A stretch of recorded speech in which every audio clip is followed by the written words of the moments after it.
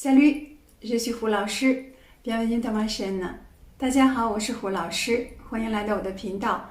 Aujourd'hui, je vais vous expliquer l'utilisation de l'expression 点 ou 一点. C'est parti.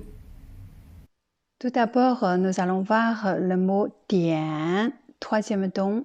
Il y a trois utilisations avec ce mot. Donc, le premier, c'est en tant qu'un nom. Ça peut signifier un point ou une goutte, ou bien le deuxième sens, c'est l'unité de l'heure. Hein? Quand on avait appris l'heure en chinois, je vous mets le lien au-dessus, on avait déjà appris ça. Le troisième sens, c'est pour dire cadeau ou dessert en chinois. C'est là aussi dans les mots chinois qui voyagent aussi, nous avons appris un mot dimsum, c'est dianxin. Dianxin qui veut dire des petits cadeaux de dessert chinois. Le deuxième sens de dian, c'est en tant qu'un verbe pour dire commenter ou bien allumer ou indiquer quelque chose. Exemple, on dit quand on est dans un restaurant, on dit dian cai. 我们点菜, ça veut dire nous allons commander le plat. Cai, c'est plat, donc dian cai, ça veut dire commander le plat, passer la commande. Deuxième exemple, c'est 点火,点火, 火 c'est feu, 点火 ça veut dire allumer le feu. Donc ici, c'est en tant que verbe, ça veut dire allumer. Le troisième sens de 点, c'est en tant que classificateur ou bien un quantificateur, hein, pour décrire une certaine quantité. Donc ici, ça veut dire un peu ou un petit peu. Alors, dans l'expression 点 ou 一点, c'est dans cette utilisation. On va regarder quelques exemples. Premier exemple, 我吃了一点米,我吃了一点米, ça veut dire je mangeais un peu de riz. Hein? Donc, 点, c'est un adjectif pour décrire une certaine quantité, donc on le place avant un nom. Le deuxième exemple, c'est 他会说一点中文。他会说一点中文。会 c'est savoir, 说 parler. Donc ça veut dire, cette phrase, ça veut dire il sait parler un petit peu de chinois.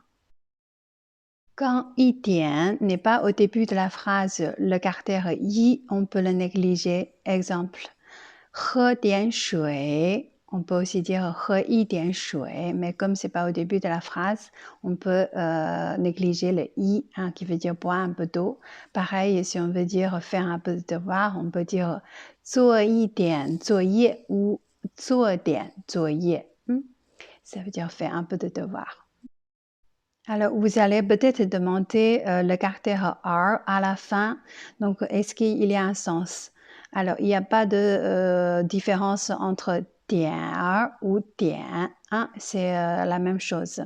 Alors, ça, c'est un phénomène phonétique de la langue chinoise qui consiste à ajouter un R à une syllabe antérieure de sorte que celle-ci se prononce avec une voyelle rétroflexe. Exemple, 小猫,小猫, hein, c'est pareil que 小猫 sans R. Hein. Donc, ça veut dire petit chat. On peut aussi dire fille, on peut dire 女孩, 女孩. On peut aussi dire 女孩, 女孩. Un autre exemple, si on veut dire une jolie fleur, on peut dire 漂亮的花,漂亮的花. On peut aussi dire 漂亮的花, hein, sans R. Le sens, c'est pareil. C'est juste pour adoucir un peu le son. Hein. Donc, le R 化音, cet R, on le place généralement après un nom.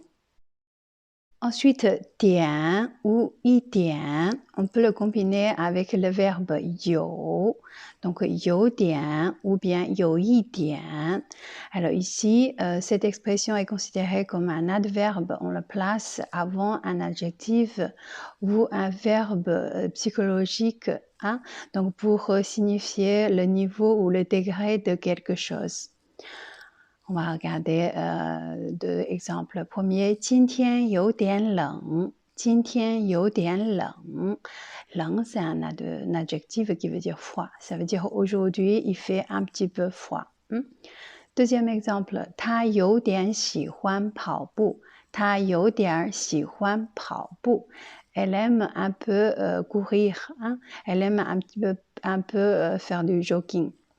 Donc, 喜欢 c'est un verbe pour exprimer une émotion. Donc, c'est un verbe psychologique.